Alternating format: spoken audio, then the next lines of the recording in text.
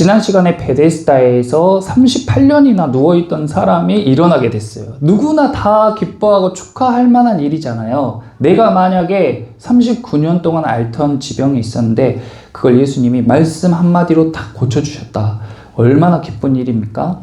그런데 우리의 그 눈에 보이는 질병이 치유되는 것이 정말 우리에게 꼭 필요하고 그것이 복된 일이기만 한가? 나에게 있던 그 약점, 나에게 있던 그 문제가 해결된 이후에 이 사람은 영영 예수님을 떠나버렸습니다.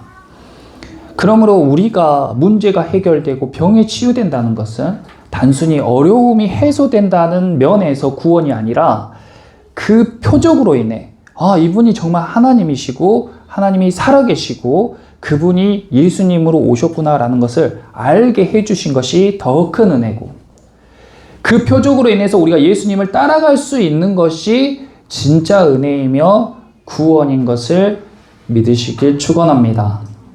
그러니까 우리가 원하는 것이 예배와 기도로 이루어지는 것이 중요한 게 아니고 이루어질 수도 있고 안 이루어질 수도 있고 나중에 이루어질 수도 있지만 그 모든 과정에서 하나님이 살아계시고 지금도 우리와 함께 하시다는 사실을 명확하게 우리에게 보이시며 우리가 예수님을 따라갈 수 있도록 한 것이 모두에게 주어진 큰 은혜라는 것입니다.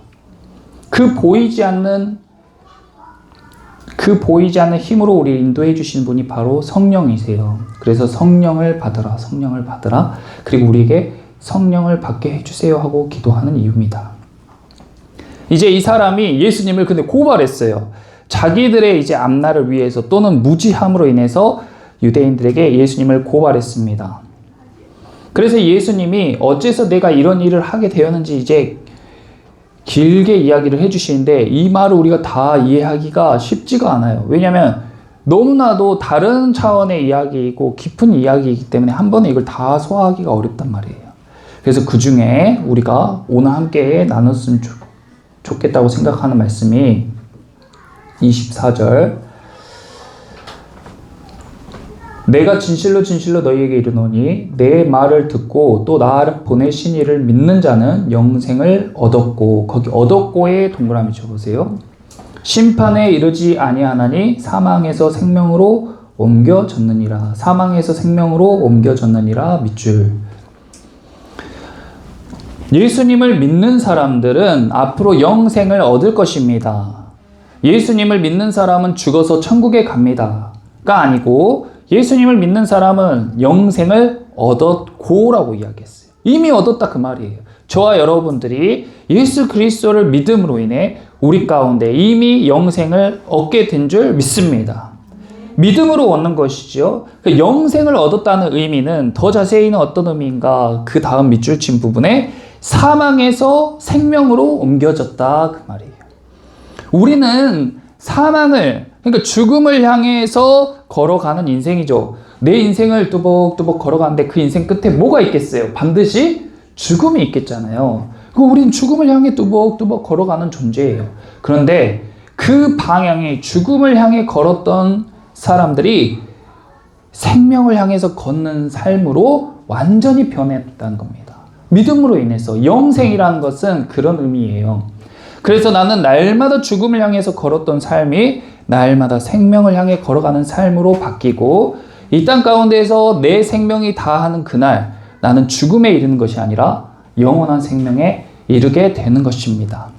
그러니까 우리는 죽음에 대해서 생각해야 돼요. 근데 저와 여러분이 사는 지금 시대는 죽음을 체념하며 살아가는 시대죠. 제가 주중에 강의를 하러 가는 곳에 이제 중학교, 고등학교 여학생들이 있는 곳이 있어요. 그 중학생, 고등학생, 여학생들을 이렇게 수업을 하는데 쉬는 시간에 그 친구들이랑 잠깐 이야기를 나누다가 신에 대한 이야기를 했어요. 그랬더니 한 여학생이 저한테 이렇게 물어보는 거예요. 선생님, 근데 어떻게 신이 있다고 확신할 수 있어요? 신이 있다고 믿으세요? 그렇게 물어보더라고요. 그래서 저는 신이 있다고 믿죠. 그럼 어떻게 신이 있다는 것을 확신할 수가 있으세요? 그렇게 물어보길래 제가 신이 있다는 것을 확신하는 것보다 신이 없다는 것을 증명하는 게 더 어렵습니다 라고 이야기했어요. 그게 무슨 이야기냐고 물어보더라고요. 그래서 제가 주보에 그 참고 자료에 써뒀는데 거기 보시면 우주의 생성 확률에 대해서 이야기했잖아요. 이것들은 여러 가지 내용 중에 아주 일부분인데 쉽게 이야기를 하자면 우리가 살고 있는 이 우주라는 아주 광활한 이 우주라는 곳에서 그 중에 한 별인 지구에 살고 있고 이 지구가 매일매일 스스로 돌면서 1년에 한 번 태양 주위를 도는 것을 당연하다고 생각해요. 그러니까 아침에 동쪽에서 해가 떠서 서쪽에서 해가 지는 것이 너무 당연하잖아요. 그렇죠? 너무 당연하고 우리에게 일상이에요. 그리고 누군가가 나에게 그것이 어떻게 그렇게 될 수가 있냐라고 물어보면 우연히 된 것이다 라고 이야기하겠죠. 아니면 당연히 그렇게 되는 것이다 라고 이야기할 겁니다. 그런데 그것이 단순하게 그리고 우연하게 이루어진 것이 아니라 이 생명이 가능하도록 아주 정밀하게 조율된 상태로 지구가 존재한다는 것을 과학자들은 설명하고 있어요. 이것을 우주의 미세 조정이라고 부르는데 대표적인 우주론을 이야기한 학자 중에 로저 펜로스라는 사람이 있는데 이분 말에 의하면 이게 세기도 어려워요. 10의 123승 개의 0이 있을 확률. 그러니까 우주가 지금 같은 형태로 존재할 확률이 10의 괄호 열고 10의 123승 개 분의 1이라는 거예요. 그러니까 말도 안 되는 확률이라는 거죠. 근데 이것을 우리는 너무 당연하게 생각하고 우연히 일어날 수 있지라고 생각해요. 이게 얼마나 터무니없는 생각인지 비교를 하자면 우리가 확률을 이야기할 때 보통 포카드를 예로 들어요. 카드 게임. 근데 카드 게임을 하다 보면 이렇게 카드를 나누면 거기에서 가장 높은 수가 똑같은 숫자의 카드가 4개 들어오면 그걸 포카드라고 해서 가장 높은 수잖아요. 근데 우리가 포카드가 나올 확률이 카드 게임을 4,000번 정도 하면 한 번 정도 나올 수 있답니다. 그러니까 저와 여러분 중에 누가 카드 게임을 해요. 저랑 같이 카드 게임을 한다고 쳐요, 여러분이. 근데 제가 포카드가 나왔어요. 그러면 여러분들이 받아들일 수 있죠. 아, 그래. 운이 좋아서 나올 수 있겠다, 이렇게. 그런데 두 번째 판에도 포카드, 세 번째 판에도 포카드, 네 번째 판에도 포카드, 이렇게 나온다면 그래서 아니 어떻게 목사님만 계속 포카드가 나와요? 이거 뭐 조작한 거 아니에요? 아니요, 우연이에요. 아니면 당연한 것이에요. 이렇게 이야기한다면 여러분은 제 말을 믿을 수 있겠어요? 저랑 포커 게임을 하는데 제가 계속 포카드가 나오는데 우연히 그렇게 나왔다, 자연스럽게 된 현상이다 라고 이야기한다면 믿으시겠냐고요. 있을 수가 없는 일이잖아요. 근데 우주의 생성 확률은 이보다 더 있을 수 없는 일입니다. 그것이 우리가 살고 있는 이 시간에 지금도 매일매일 그런 일들이 일어나고 있어요. 우리가 사는 중력의 1조분의 1만 틀어져도 우리가 사는 지구는 압축해서 폭발하거나 아니면 팽창해서 사라질 그런 운명이에요. 근데 그것이 정말 세밀하고 정교하게 계속 운영되어지고 있다고요.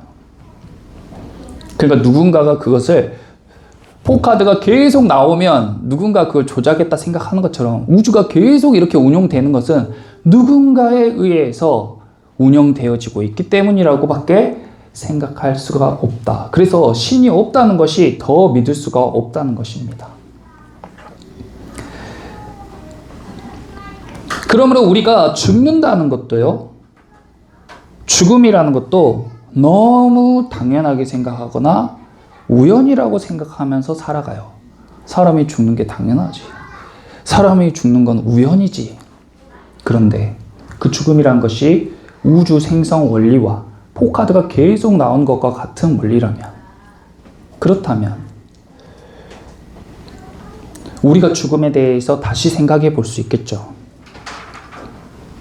이것이 당연하다거나 우연이라고 치부하면서 사는 게 일반적이지만 말씀은 이것이 당연한 것이 아니고 우리의 선택적인 의지로 인해서 바뀔 수 있다라는 것을 계속 이야기하고 있는 거예요.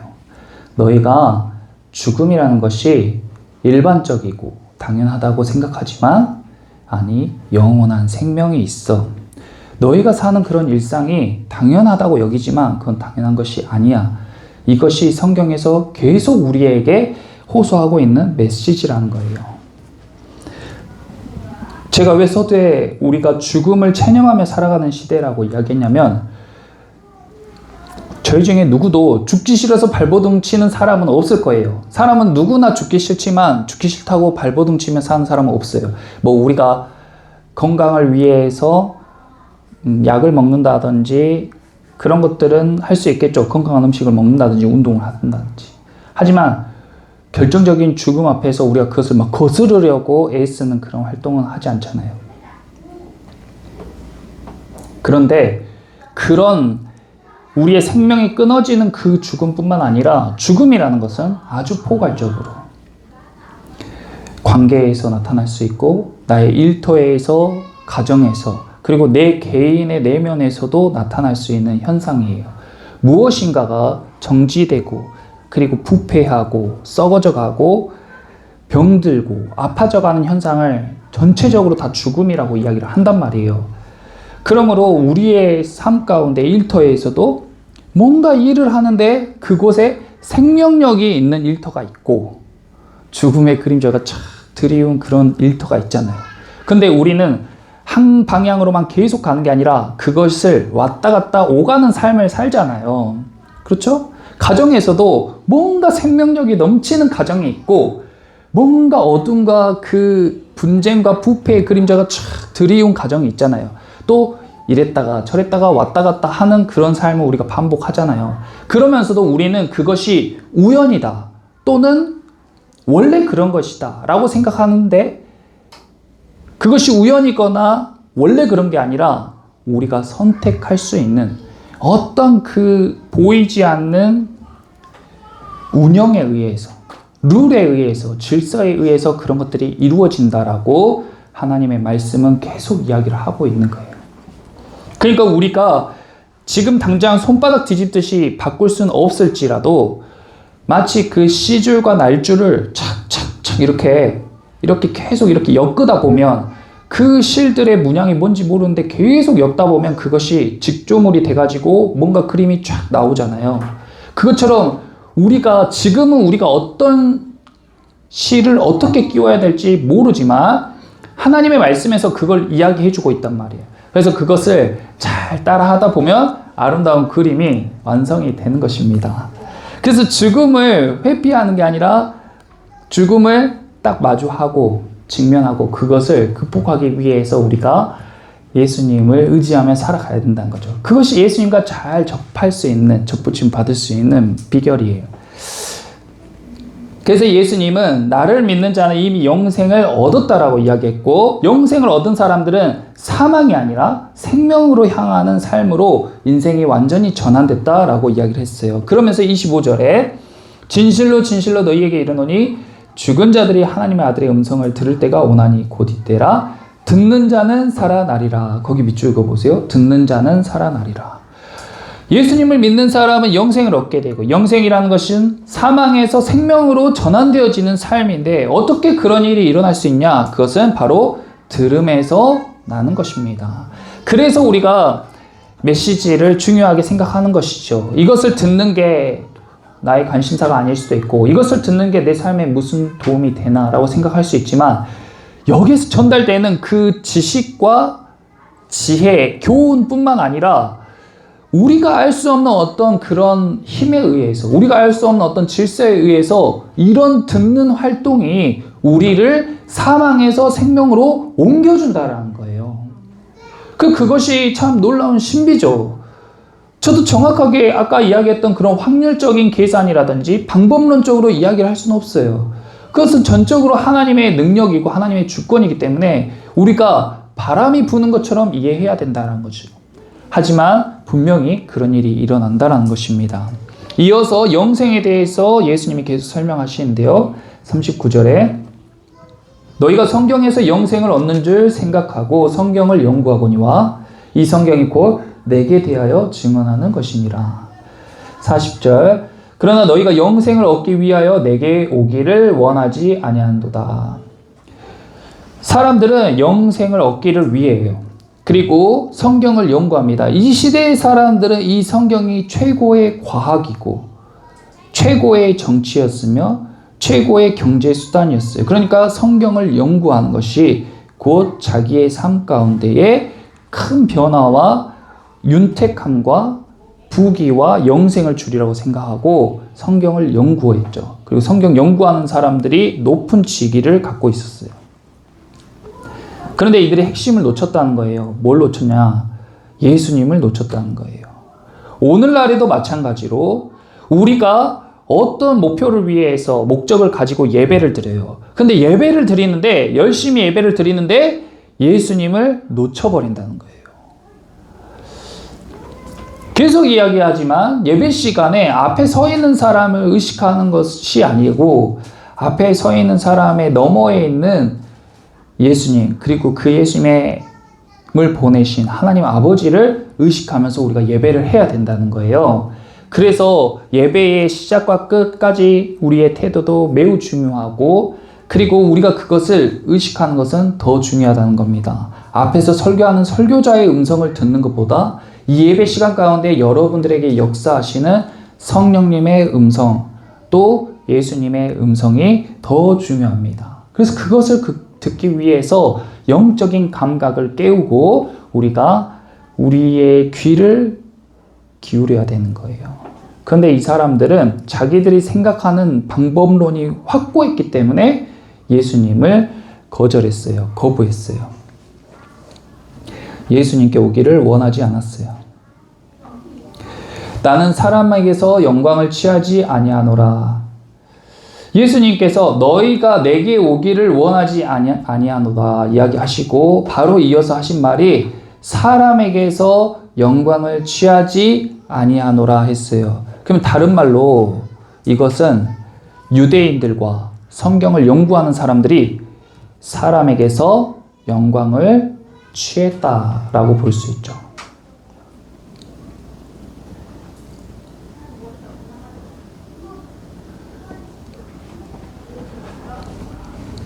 그러니까 우리가 생각을 해보자는 거예요. 예수님께로 가야 되는데 성령님의 도우심으로 우리가 예수님께로 가야 되는데 예수님의 음성을 들어야 되고 예수님과 동행하고 예수님과 함께 살아가는 것 그것이 우리가 죽음이 아닌 생명으로 옮겨진 삶 완전히 변화된 삶을 사는 방법인데 왜 우리는 그런데 예배하지만 예수님께로 가지 않고 성경을 보지만 예수님께로 가지 않고 기도하지만 예수님께로 가지 않는가? 왜 그 경계에서 자꾸 서서 어슬렁거리는가? 왜 우리는 팍 뛰어들지 못하는가? 그 이유는 사람에게서 영광을 취하니까 그래요. 사람에게서 영광을 취하니까. 내가 비싸고 좋은 옷을 입는 게 하나님께 무슨 영광이 됩니까? 사람에겐 영광이 되죠. 그것을 못 입는 게 무슨 수치예요? 하나님이 그런 걸 따지시겠어요? 아니에요. 그런데 사람들은 따지죠. 비싸고 좋은 옷이라 해도 태도가 불순하면 그건 하나님께 불경한 거예요. 근데 사람들은 그런 걸 따지지 않죠. 그 경계를 명확하게 해야 된다는 거예요. 우리가 살아가는데 하나님을 의식하고 살아가면 예수님께로 우리가 성큼성큼 나아갈 수 있어요. 근데 사람에게 영광을 취하려 하고 사람을 의식하며 살잖아요. 그러면 예수님께로부터 성큼성큼 멀어지는 거예요. 그 말은 곧 사람을 의식하며 살아갈수록 우리는 죽음에 더 가까운 삶을 살고 하나님을 의식하며 살아갈수록 생명에 더 가까운 삶을 살아가게 된다는 겁니다. 나는 내 아버지의 이름으로 왔음에 43절 너희가 영접하지 아니하나 만일 다른 사람이 자기 이름으로 오면 영접하리라. 만약에 예수님께서 나는 하나님 아버지의 아들이다 이 말을 안 했으면 고통도 안 당하고 죽음도 안 당했어요. 십자가로 갈 일이 없었다고요. 만약에 예수님이 내가 나를 보내신 이가 하나님 아버지다 나를 보내신 이가 하나님이다 라는 말을 안 했으면 예수님은 이렇게 분쟁할 일도 없고 사람들에게 정죄당할 일도 없어요. 그리고 영광만을 다 취하면서 행복한 삶을 살 수 있었을 거예요. 사람들 기준으로. 왜냐하면 그는 기적을 베풀었고 가르침이 탁월했고 아픈 사람을 고칠 수 있었고 죽은 사람을 살리는 능력을 보여줬기 때문에 사람들에게서 인기를 받을 만한 조건이 충분해요. 근데 단 한 가지, 자기 이름으로 하는 게 아니고 하나님 아버지 이름으로 했기 때문에 사람들이 그를 배척했다고요. 그런데 반대죠. 강단에서 메시지를 전하고 사람들에게 목회하고 양육하는 지도자가 이곳 가운데에 삶의 문제가 해결될 수도 있고 병이 치유될 수도 있고 아픈 사람이 나을 수도 있고 문제가 해결될 수도 있어요. 그런 일이 있을 때 그 영광이 자기께 되는 순간, 사람에게 영광을 취하는 순간 그는 하나님과 관계없는, 예수님과 관계없는 신앙생활의 길로 접어든다는 거예요. 바리새인과 유대인과 사두개인이 예수님을 믿지 않아서 불신앙자들이 아니라 이들은 기회가 있었음에도 불구하고 이미 그 전에 예수님이 오시기 전에 하나님을 섬기는 그때부터 하나님과 관련 없는 사람에게서 영광을 취하는, 하나님의 이름이 아닌 자기 이름으로 병 고치고 마음을 잊게 하고 사람들을 가르치는 사람들이었기 때문에 예수님이 그것을 지금 지적하는 겁니다. 그리고 그 전곡을 찔린 사람들이 예수님의 입을 막으려고 죽이려 하는 거예요. 전곡을 찔렸으니까. 44절에 너희가 서로 영광을 취하고 유일하신 하나님께로부터 오는 영광을 구하지 아니하니 어찌 나를 믿을 수 있느냐. 예수님을 믿는 게, 어떻게 예수님을 믿어야 돼요? 내 영광을 버리고 하나님의 영광을 구해야 돼요. 나는 죽고 예수님으로 살아야, 그것이 믿음의 출발이다. 그러니까 내가 하나님 앞에 찬양하는 거, 예배하는 거, 내 금 같은 시간을 쪼개서 교회에 와서 예배 드리는 거, 내 피 같은 돈을 쪼개서 예물을 드리는 거, 이것들이 다 무슨 훈련이에요? 하나님이 그런 것들이 필요해서 착취하는 겁니까? 절대 아니에요. 절대 아니에요. 하나님은 우리가 살 수 없는 것들을 공짜로 나눠주시는 부유한 분이십니다. 그리고 우리의 필요를 차고 넘치도록 채우기 위해 준비하고 계시는 분이에요. 돈이 넘치는 아버지와 같은 분이에요. 근데 자식이 잘못될까봐 그것을 주지 않는 것과 똑같은 거죠. 그런데 다만 우리에게 그런 것들을 취하는 이유는 나는 죽고 예수님으로 사는 삶, 나의 영광은 구하지 않고 하나님의 영광을 구하는 삶, 그것이 마치 이 지구가 파괴되지 않고 유지되는 비결인 것처럼 하나님께서 우리가 일반적으로 다 향해 가는 그 죽음이 아니라 생명으로 너의 삶에 옮겨지는 비결이라고 우리 가운데 알려주고 계신 것입니다. 믿기가 어렵죠. 그런데 이런 모든 현상이 다 우연이라고, 당연한 것이라고 믿는 믿음보다는 덜 어려운 거예요. 우리는 아주 오랫동안 그것을 듣고 일주일에 한 번 교회에서 하나님에 대한 말씀을 듣죠. 나머지 시간은 모두 밖에서 그것이 당연하고 그것이 우연이라는 말을 듣고 살아요. 그러니까 우리의 믿음이 확고해진 것 뿐입니다. 우리가 정말로 이성적으로 판단할 수 있다면, 우리가 정말 논리적으로 판단할 수 있다면 이것을 쫙 나열해 놓고 봤을 때에 하나님을 믿는 것이 결코 엄청나게 힘들거나 엄청나게 큰 믿음이 필요한 것이 아니라는 거예요. 다만 우리가 훨씬 많은 이야기를, 다른 이야기를 듣고 살았을 뿐이라는 겁니다. 만약에 여러분이 일주일만 매일매일 말씀을 듣고 말씀을 읽고 하나님과 가까이 살아보세요. 여러분의 믿음이 훨씬 더 커지는 것을 경험하게 될 것입니다. 만약에 여러분의 자녀들이 어려서부터 말씀을 가까이 하고 믿음을 접하잖아요. 그러면 여러분들의 자녀는 진화론보다 창조론을 확고하게 믿는 사람이 될 수밖에 없어요.